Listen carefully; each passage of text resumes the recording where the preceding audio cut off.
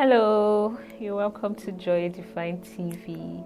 If this is your first time coming on, please subscribe, like. You can check out other videos. And if you are returning, welcome. Okay, so basically today I would be talking about tips to handling depression. And for some of you that already know, this is more in line with a post I put up on my IG, and it's kind of a continuing story of Linda, which I spoke about last week. So if you missed it, you can just check it out on my IG. I'll put the link below. Okay, very often than not, we hear people say things like, I'm depressed, she's depressed, she's feeling down, blah blah and blah. But most times I feel people use the word depression out of proportion. Most people don't really understand what exactly is depression. And so today I'll be talking about what depression is, how people cope with depression, what causes depression, different symptoms, and how to totally be free of depression. Okay, so the very first thing, what exactly is depression? Now, according to my colleagues, my clinical psychologists, also me, they tell you that depression is a prolonged feeling of sadness, a prolonged feeling of worthlessness. So meaning that you cannot just feel sad for one day and label yourself depressed. No, don't do that. For you to label yourself depressed, or for you to be classified as somebody who is suffering from depression, that feeling of sadness should have persisted for at least 2 weeks. By the standard, it's something that should have lasted for at least 2 weeks. Don't worry, I'll try not to go into academic terms here so that we are not confused. Just something to help your knowledge about the subject so that you're careful not to call yourself depressed when you're actually not. So you could just be feeling sad and not depressed. And so what causes depression? Now, people would also say that depression is caused, sometimes depression is inherent, meaning it's in a person and it's born out of an imbalance of chemical neurons in the brains, blah blah blah. Let's say, for instance, now a person that is low on a neuron called dopamine will say, oh, this person is depressed. That's why this person is suffering from depression. But in other cases, people suffer from depression based on this situation. This is the most common cause of depression, the situations that happen around you. So for instance, in the case of Linda in my story that I've been sharing, Linda coming from a turbulent family background, and then recently her boyfriend just leaving her. With everything that is happening, she has gone back to that state of sadness, that state of loneliness, that state of feeling helpless and worthless. And so for you, I don't know what may be your cause. It could be something that's happened to you. For some people, it could be a tragedy that they have experienced before. Let's say, for instance, you were raped, and from that incident that happened, anytime you think about it, you see yourself, oh, why did this happen to me? Maybe there's something wrong with me. So you're always looking at yourself from a negative point of view. And so those are the things that are helping to fuel your feelings of sadness. What are some signs that you or somebody you know may be suffering from depression? One of it is total loss in pleasurable activities. Let's say, for instance, you used to enjoy hanging out with your friends, watching movies, then all of a sudden, for no reason, you just find out that person doesn't like hanging out with you guys. It's not as if you guys fought. The person doesn't want to talk to you guys anymore, and the person is always feeling lonely, feeling sad, feeling blue. So those are some warning signs that you should look out for a person that is suffering from depression. Another sign that a person is suffering from depression is there's this unexplained sadness. I've said it before, so I won't talk much about it. Another sign is, this person begins to feel worthless. Let's say, for instance, you go into like a room filled with different people, actually people that you don't even know, and then you begin to think about yourself, these people are probably looking at me, I'm not worthy to be in this room, I'm sure they are laughing at me, they are thinking negative of me. So your mind is trying to process things that are not, but because in reality those people may not even know that you exist. So these are some ways to know that a person is depressed. A person that is always looking at things only from the negative. This person is always telling you the things that will go wrong, and it's not just someone being a pessimist. The person says it out of fear. What if nobody likes what I'm doing? Should you understand? So these are ways, from little signs that can tell you that this person is suffering from depression. So what ways do people try to cope with depression? One way people try to cope with depression is they now begin to seek pleasure. Let's say, for instance, for someone that inherently is always feeling sad, lonely, worthless, you now begin to look for pleasure from outside. Another way, you begin to seek validation, begin to seek attention. You're trying to gain attention from other people. And this is one reason why you will find someone in a relationship with somebody that treats them like trash. And then you're wondering, why is this girl still with this boy? But the truth is that boy has given her a form of validation that she can't get for herself. That boy is the only person that has told her that she is worth something. It's just like someone that has a broken leg. You use your crutches to support yourself. And so for that person, that relationship, that toxic friend is like a crutch that they can lean on. You understand? They lean on that thing because it gives them support. It gives them support for their life. For some other people, you find out that, they begin to do things like drugs and not so common, but which is gaining popularity now. You find people that begin to cut themselves. And so for people that cut themselves, they feel that if I cut myself, I'm diverting my emotional pain to a physical pain, because for them they cannot process that emotional pain, and so they would rather process it physically.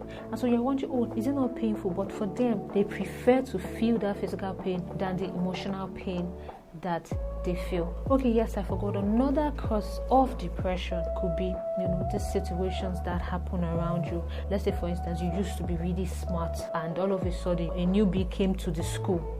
Person beat you. So from first you drop to maybe like 7th position in class, and then because you have built your identity around that thing, you now begin to feel, I'm nothing without my, let's say, your first class. I'm nothing without my first position and all that. So these are things that you need to be careful of. So how can you be free from depression? I don't really like to use the word cope, though some people will tell you that, you can't, psychologists and all that, they'll tell you that depression is something that has no cure, that you will cope with, that you can manage things like that. Because when it comes to psychologists, what they do is they manage human behavior, and so they cannot really promise you 100% recovery. However, they can say, okay, if for instance you continue with these therapies and strategies that we give you, you would notice some form of change. And so we're going to look at, okay, is that true? Is there a more permanent way? And so one important thing that you should know is that some things in life happen. Now, as much as you cannot control what happens in life, you can only control your response towards that situation.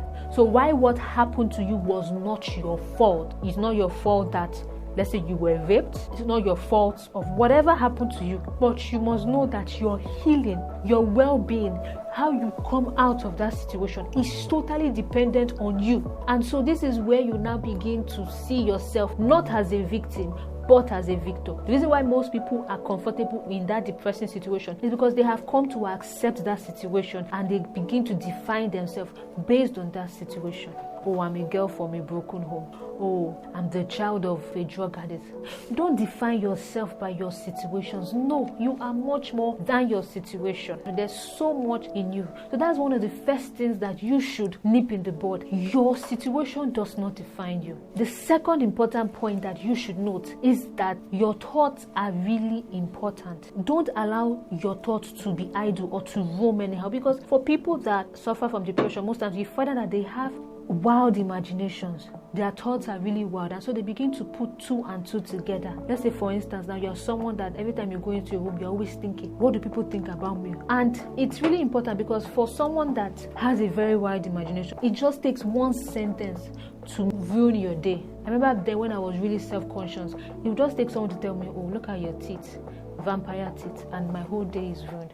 Then I begin to think about myself. I'm like, oh God, are people laughing at me? Maybe that's why nobody wants to talk to me. Maybe that's why I can't keep friends. And you can see, just from one silly statement, you now begin to define and to explain different situations that may not even be totally related. So it's something that you can actually gain mastery of. I have a video that says how your thought influences your life. You can check that out. It's something you can gain mastery of, how you think. So it's really important. Don't allow your thoughts to be idle. Don't allow your thoughts to roam. 3, learn to appreciate yourself. See, when it comes to physical features and how you look, I tell people there's really not much you can do about it. If you have a big nose, you have a big nose. You did not create yourself. And so do not allow other people to judge you based on things that you did not create. I didn't create myself. If they have a problem with you, then they should go and talk it out with God and say, God, this person you created is terrible, it's horrible. But no, because the truth is, what makes you you, it's not what's on the outside, but it's what's inside. And then I love sharing this story about how I was in a school with a group of girls, 12-year-old girls, and one of the girls, we were talking about depression. One of the girls says, oh, Auntie Joy, I have terrible spots on my leg. I'm so conscious, I don't like it, and that's why she's always wearing long socks. So I asked a question. I said, which of you is friends with this girl? And hands came up. I began to ask them, why is this girl your friend? People began to explain, oh, she's a great person, she's loyal, she's dependable. And then I asked her, I said, can you see that these people see you not based on how you look, but because of what's inside you? So you must learn to appreciate yourself and know that who you are is not what's on the physical, but it's what's inside you, the value that you give to people. People would come to you based on the value you give them, not based on how you look. The truth is, yes, how you look and all that may attract some people, but it's not enough to make them to stay. And so you must learn to appreciate yourself first, because what other people can do for you is just temporary. The fourth one is be careful of triggers. Now, if you know those things that are likely to cause you to be sad, avoid them. For someone like me, when I notice that I'm beginning to feel sad about a situation, there are certain songs I will not bother to listen to. There are some songs that the moment you begin to listen to them, it begins to paint scenarios of how negative and bad things can happen to you. There's one particular person's song. I remember back those days, whenever I feel sad, it's just her song I would just go and play. Da, da, da, da, da, da, da, da. Maybe because I've liked one boy in the class and the boy notices me. So I begin to play that song. I begin to remind myself, I'm what nothing. The boy, he chose somebody. So stupid reason. So those for me, those were triggers. The moment I just hear that song, I begin to cry again. Let's say for you is when you watch certain movies. So you must be careful. What are those things that trigger how you feel? So you must be careful. If it's that it's going to a particular place that would fuel those thoughts, then please avoid going to that place. When after all has been said, the final point I have, which is not exhaustive of everything you can do. The truth is, I can give you many more strategies. I have a whole lot more in my arsenal to tell you this and this and this. And yes, you will feel better for a while. But like my colleagues will say, it's just what we call managing. There is a more excellent way to make you feel good, to make you stay good, to handle depression. And the very way is to know that you are not yourself. It's know that there is a power and there is a force that governs this universe, and that power is in the person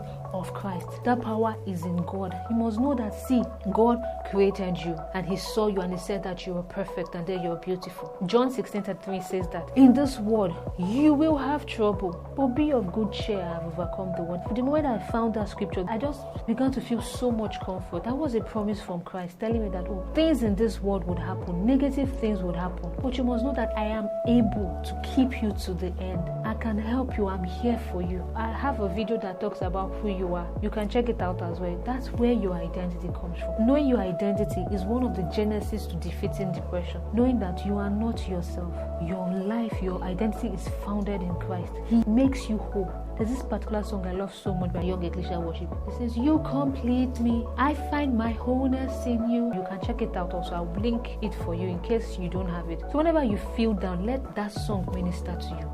Whenever things like that happen to you, be reminded of who you are and the power that you have in Christ. I hope this video blessed you. I hope this video helps you to know that you are much more than your situation. The truth is, situations to make you feel bad would always come. It would always come, even as a Christian. But you must realize that you do not remain that way. Feelings are fleeting. It gets to a point where you must now begin to learn mastery. As I am now, there are certain situations that would happen that would want to send me down to a spiral of darkness. Well, it takes a mental strength for you to say, no, this is not who I am. That this situation happened does not define me. So I'm rooting for you. I'm praying for you. I'll be here for you. If you want to talk, my email address is available. Send me a message. You can share your story, how you've come out of things that you have experienced. Thank you so much for watching. I'll see you next time. Bye.